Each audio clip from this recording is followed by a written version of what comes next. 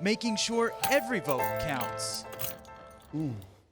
Okay, so because of the likely influx in mail-in ballots this year, traditions like calling a winner on election night may not be the same. Our Rick Adams joins us this morning in studio to tell us more about your ballot and election night. Good morning to you.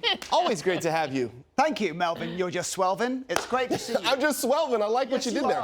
Yeah. Great to see you guys too. Now listen, hang on to your trousers because election day is going to be a roller coaster. So perhaps just eat a light breakfast that day. But don't you worry because in today's Virtually Rick, I'm about to answer all your questions. Well, maybe not all of them, on where your ballots will end up and when you can expect to see a winner called for president. Let's roll it, Juan.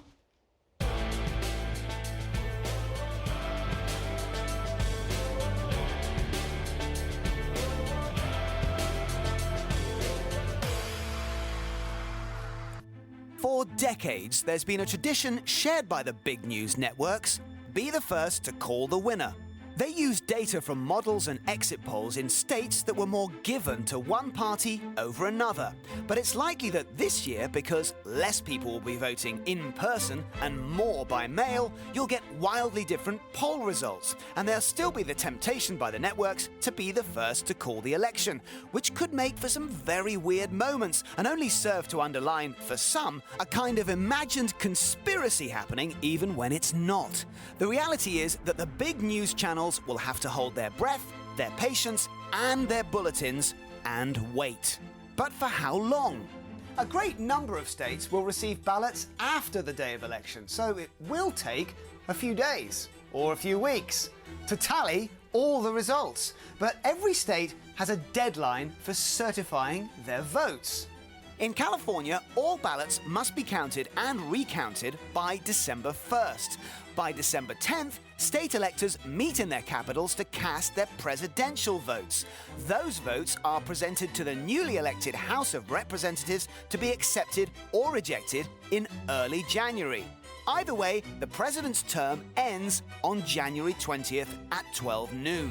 So, if the House hasn't accepted the votes by then, assuming the Democrats still hold their majority, your new acting president could be Nancy Pelosi. We could also experience the process getting mired in legal action. But if the results are more clear, like, say, a landslide for either candidate, then it might not take too long at all. So, whoever you vote for, help them out. Make sure you're registered and get your ballot in early. The system of voting by mail is super safe. Safer in many ways than voting in person. And allegations of it being rigged are just plain nonsense and scare tactics to make the turnout smaller and favour one party over another. So, whatever you do this year, vote, and then hang on to your hats and be patient. It could take a while to get the results, but if we can all just stay focused and alert to protecting our democracy, particularly the big news networks, without losing our heads or ending up in court, justice will be served the old-fashioned way. Vote by vote. Ooh, I love that. Vote by vote. So, Rick, I mean, how long could it take realistically to process? What are we talking about? Melvin, how long have you got? Because there's like, because basically there's like 21 million votes that are going to be coming in this state alone, obviously the largest number in all of the states.